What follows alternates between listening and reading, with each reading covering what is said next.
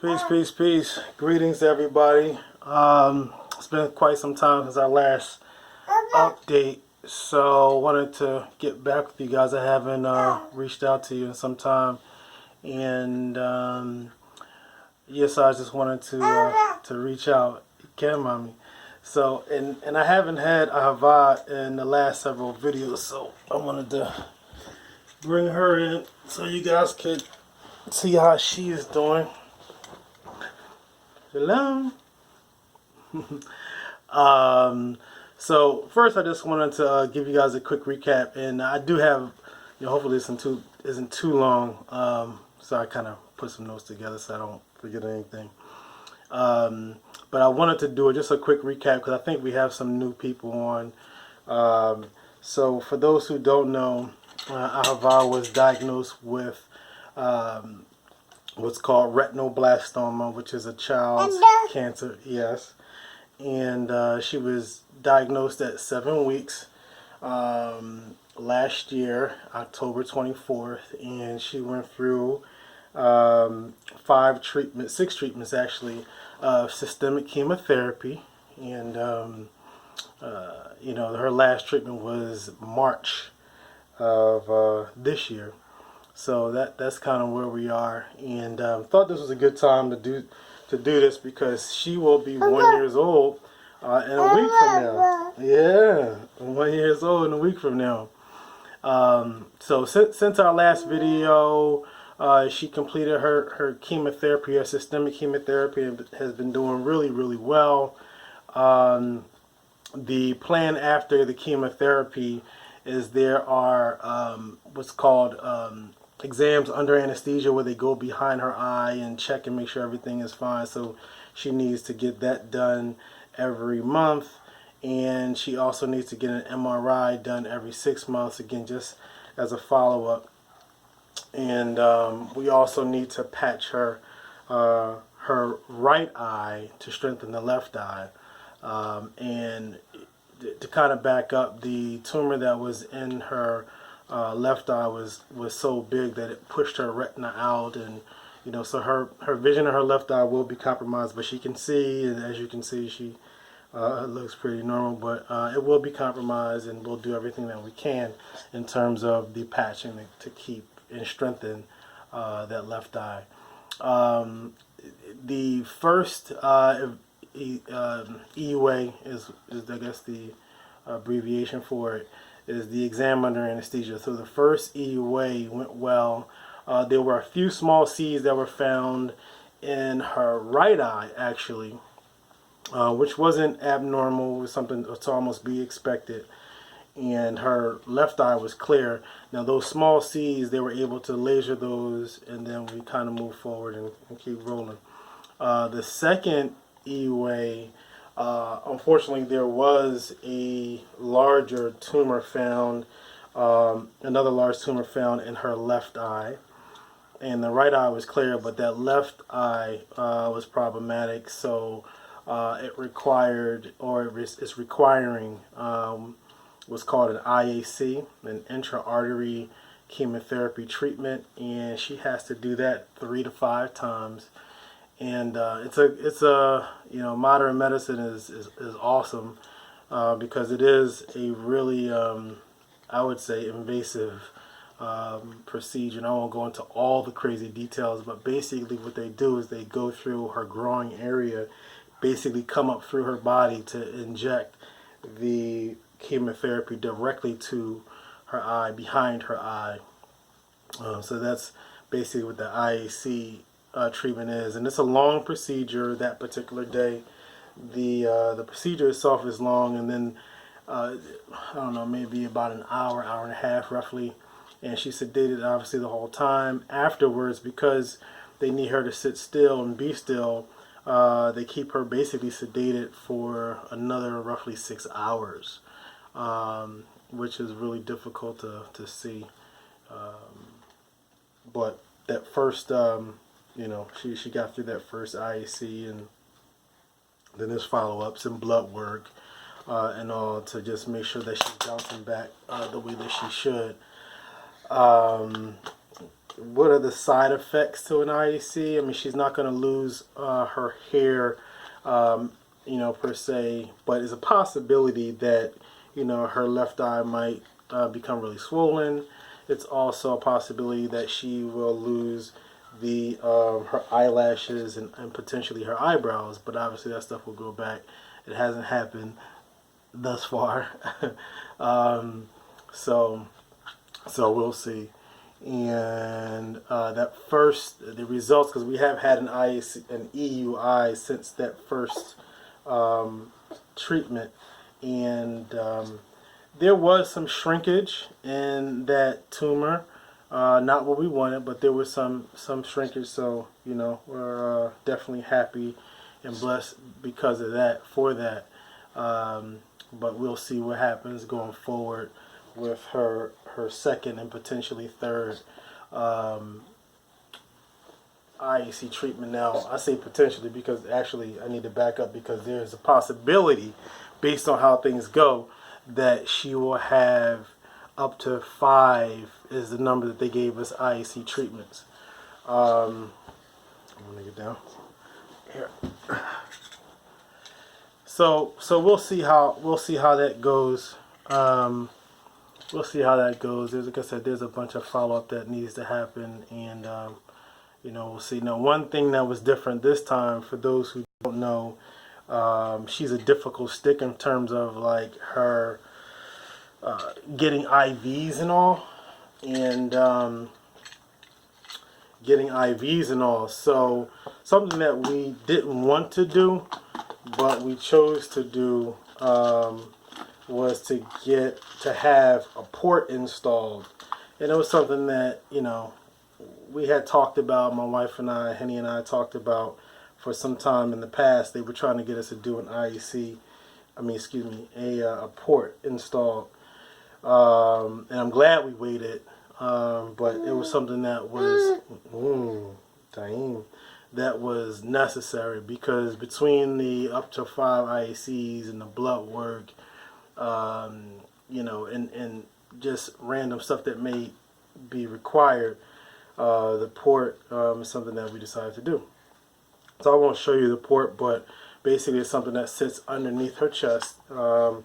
It's about that small, probably the size of a dime, probably, and they can access her veins a lot easier through that port. And so the port sits here, and then there's also a catheter that they inserted as well.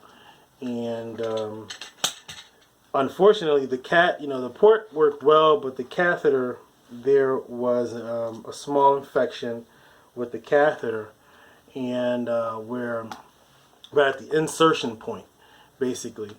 And got a little bit of redness there. It was a little puffy. She wasn't in any pain, but my wife basically noticed it before I did. And so we ended up going to the ER, for what we thought was going to be an overnight visit. That ended up being like 4 days, antibiotics and all kinds of stuff. And she remained, her bubbly self throughout the whole process. But it did require a 4-day stay. So that was unexpected, and but we're glad that we did it, because obviously infections can be serious. And just to touch on something, I mean, as far as infections go, anytime you insert a foreign body into your foreign object into your body, it's possible for infection. So that was something that we were aware of, and we don't, and the doctors don't anticipate any other issues kind of going forward. So I just wanted to let you guys know about that. We also with the IAC treatment, this additional chemotherapy, her immunizations are going to be delayed, which is a bummer, because that will affect potentially our ability to travel.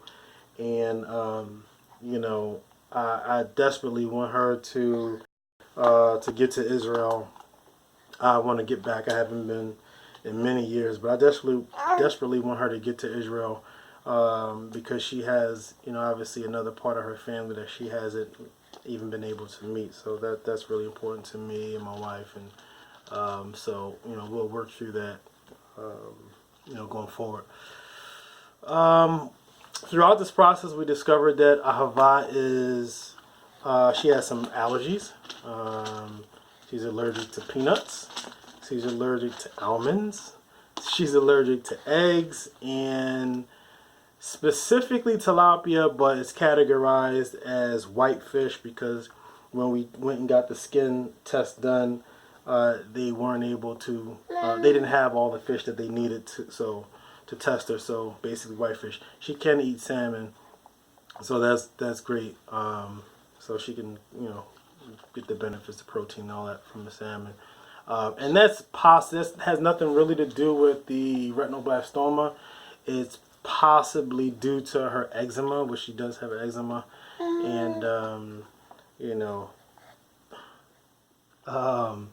so just wanted to mention that. How is she responding? I mean, after all of this, as you can see, I think she looks great, and so you guys haven't seen her for a while, but basically all her hair fell out, and she's got her curls going on, something I can never pull off, but she has her curls going on, and she now has 8 teeth going on 9 teeth, and she's crawling all over the place, and she I want to say her vocabulary is up to about 5 or 6 words, and in English and Hebrew, which is awesome. She's saying the word Abba, which I love to death. Abba, for those who don't know, means father in Hebrew. So I love it to death, that she's saying that, and we're going to keep working with her in terms of her speaking, but she's really moving forward. She loves books. We read to her basically every day, so she loves books, and she's just generally a happy baby. She's being real nice right now because she's like sitting still, probably for these snacks. So I do want to try to wrap this up, and but I do want to end on some happy stuff. So I wanted to let you guys know there was this really inspirational event that the 3 of us went to about a week ago. An 18-year-old retinoblastoma patient named Maria sponsored this lunch/brunch, and they had some different activities and things like that, which was really cool. But Maria, this young woman is dynamic. You gotta chew it, mama. You gotta chew it. You can't just swallow it. One at a time. Hold on. You don't. No. Can we drink some? Can we drink some? I guess that means no. So Maria is dynamic, man. Her energy just jumps out at you. She lost one of her eyes, but she hasn't let that affect her. And long story short, she's just like an inspiration to me, for Ahava, and obviously, things continue to go forward the right way. Nothing will change in terms of her eyes, but yeah, Maria was a real inspiration. There's a small group, a small community, and we're going to continue to network with those folks and be a part of the activities that they have going on, and maybe some things we'll do going on in the future. Chew it up.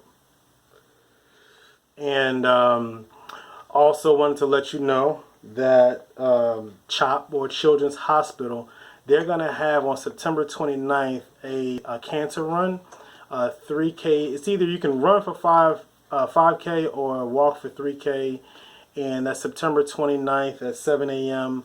And we're going to all be there. If you're interested in participating, we have to put like a team together. So if you're interested in participating, you can message me, text me, call me. I'm not going to put my information out here because this is going out to a bunch of people in a bunch of places, but definitely get in contact with myself or Henny, and we can get you that information if you do want to participate. You're definitely more than welcome. All fees will go to cancer research because there were some fees involved. So we're looking forward to that. And as I said, she has her first birthday coming up on September the 3rd. So we're really excited for that. And we plan on doing something a little bit different, other than like the party thing. We're going to work out something at Children's Hospital, hopefully, where we can do some volunteer work there in the oncology department to give back to the the children there, and to CHOP just in general. So we thought that would be really impactful and something that she can hopefully learn from going forward. So that's going to be something that we do. We are going to have like a super small gathering, nothing big, but something super small. Now, if there's anyone out there that is wondering what they, can do, or if they wanted to, give Ava something, what you can do is write her a letter. And wait, this is too many. You can write her a letter and maybe include a picture, if you will, but just a letter saying whatever you want to say for her birthday. But wait, mommy, this is too much. This is too much. You can't eat all of this. And what we're going to do is we're going to hold that letter for her, and she'll open that at a later date when she's however old, 13, 15, 18. But something that hopefully will let her know how many people are out there supporting her, supporting us. So that's something that you can do. And again, if you are interested in that, you need the address, need my address, then just give me a call or text me or, email, whichever works best for you. So we're going to go ahead and sign off here. I will say my email address, for those who may not know it, is bey.obed@gmail.com. We're going to get out of here and get back to having some fun. But I did want to just say thank you to Darabah, to everybody out there who supported us through this journey as we continue to walk through it. And, we continue to stay positive, and hopefully you guys are doing the same. She is doing really good, and she's hitting all her marks as she grows beautifully. And just wanted to again just say thank you. We love you, and peace for now. I'm back. After we got off, I thought about it, and she seemed like she wanted to say something. So, did you want to say anything to the people out there, Ava? Bobby, anything? Yeah, or you want to burp too? You want to tell them, let's say Abba? Abba? Hello? Do you want to get camera shy now since we're talking to everybody now? Ma. Mama. What would you like to say? Abba. Abba? Abba. Abba. Telling you, melts my heart every time. Anything else you'd like to say? You want to tell everybody goodbye? Bye. Bye. Abba. Bye. You want to wave goodbye? Bye. No? That's it. Alright, bye. Talk to you later. Peace.